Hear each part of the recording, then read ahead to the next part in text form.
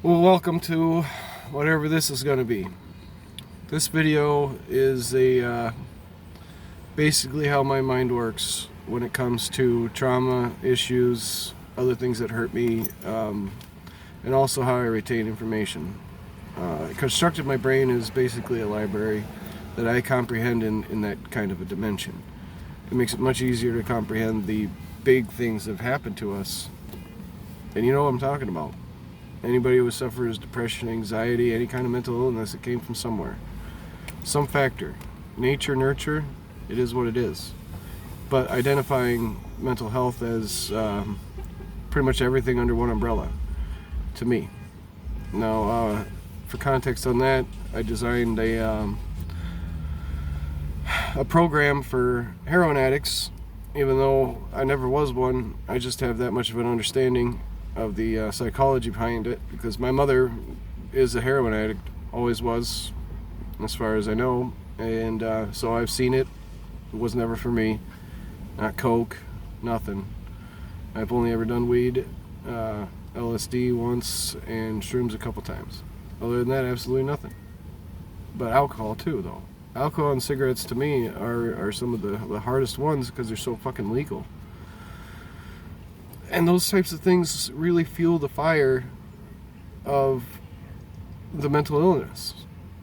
And even though you can't pinpoint a single thing maybe that triggered you, or it might have just been how you came stock, but if you don't have an understanding of yourself to know something ain't right, and then once you identify that problem and do yourself the justice of researching as much psychology as you can, just so you are informed.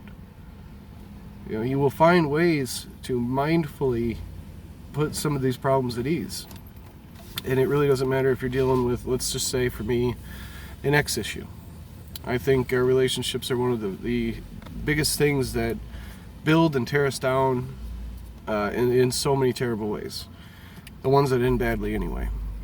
I know how I felt when everything was going right and I had a house and great job and I had my baby that from the moment she was born, it was her and I.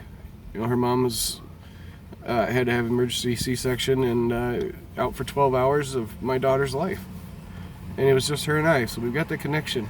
She's 10 now, but in between that time, so much has happened. The woman I got with came stock with some horrible issues that she cannot manage and projects upon me and tore me down psychologically to nothing. Made me feel like less than an ant. Like a total piece of shit. There's so much more to that. I have a code of not hurting women that she challenged. She would tell me that she was challenging me to see what it was going to take to get me to snap. And that's not okay. You know, she'd always say she's not afraid of me. But I never did anything to make her afraid of me. It's just one of her games, her tactics to fire me up. Like, why would you say that about me? I'm your protector. I'm here for us, the family. Make sure we're all okay, fed, house, all the shit that you need. And you want to treat me like dirt because you feel so low about yourself. And you found that you can push my buttons because you know my daughter is everything to me, my entire heart. If I even said I had a heart, it would just be her. That's it. It fuels me for any other kind of love I could have for anything else. The only other thing in my life that I love, other than my daughter, is that little guy right there. It's an introduction to my dog, Good Boy Gunner. This is his happiest place to be. He's just crashed out over here on the seat in the sun, right next to me, on this road trip. He's my buddy. We're each other's service animal, you could say. But when it boils down to what bothers you the most. Oh, I know it's so hard. Just the other day I had uncontrollable panic attacks, dark depression where I was just totally sick. And nothing could help. I couldn't function, I couldn't do normal tasks, I couldn't focus at all. And it took a while for me to get my head around it, but thankfully I did have one Xanax. So, that being said, pharmaceutically treating these issues is no more than a crutch. But yes, thankfully you have it if you do.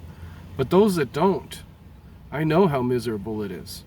When you are trying, when you know you've got to be a man, or you've got to be a mom, or a dad, or in anything, that you have to pull yourself up off the ground, out of bed, you have to.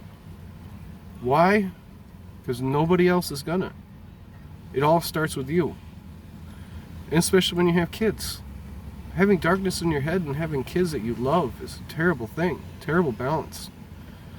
So putting that darkness aside and diving into everything that makes your kid tick so that they can possibly pull out of any problems they came stuck with, anything you have put them through, and you know what I mean.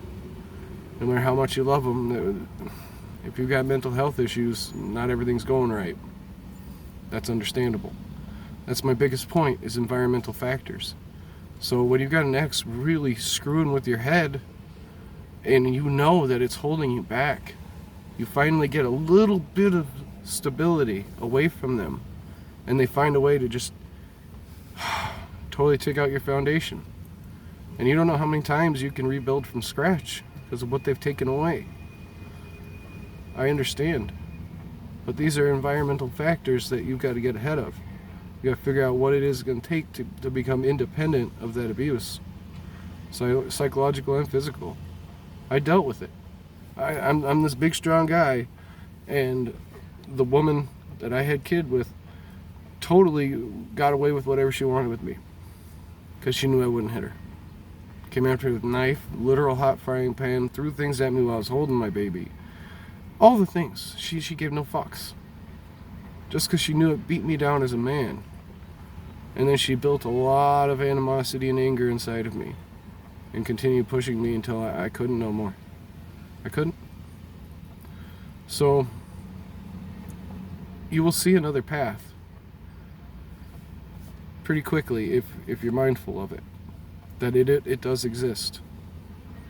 And especially if you think like this, your trajectory right now, path A, is just doing the same thing you've been doing every day, hoping that he or she isn't going to do this or that, and living your life in fear, or fear of the next panic, anxiety, anger episode, whatever it is that's going to happen. What factors could be influencing that? But if you stay on it, you know it's just going to be hell.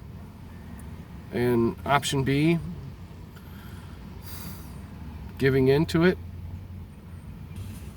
being done with it, killing yourself, going to sleep and not waking up, problems not being a thing anymore. They just wouldn't be a thing. You think there's peace in that. I thought there was peace in that. I still do sometimes.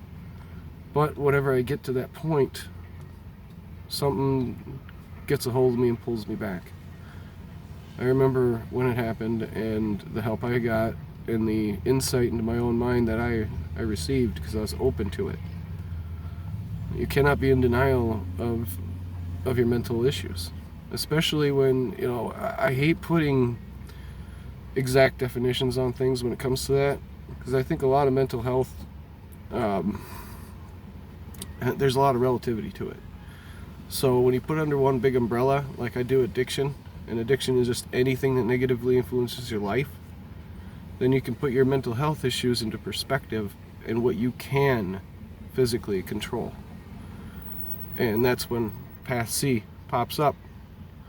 When you're mindful that there is a path, that the light at the end of the tunnel isn't always a train, that's when the path will present itself. So that's just kind of the way I think. And the things I don't do are alcohol and other drugs that take me down into the darkness or help me cope with the darkness. So it all starts right here. And if you screw with that, it's game over. You stay trapped in heroin, it's over. Stay trapped in that abusive relationship. No matter how it's coming at you. No matter if other people don't put a definition on what your abuse is. If it's affecting you negatively in your life to these degrees, where you need pharmaceutical or mental health experts, start here. And say, I want to change. I want to know. Because knowing is half the battle. So, be strong. Meditate. Smoke weed. Look at your child and know that's you. That's the you can build without all these things that got you here.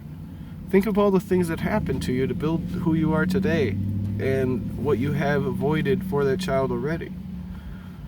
That's how I look at my daughter. She was talking to a friend one day about all the screwed up shit that had happened to her, and my daughter's like, wow, yeah, that sucks. It's like how my daddy was raised, and he made sure none of that happened to me, no matter what. So I'm just saying, there's a way. Find the way.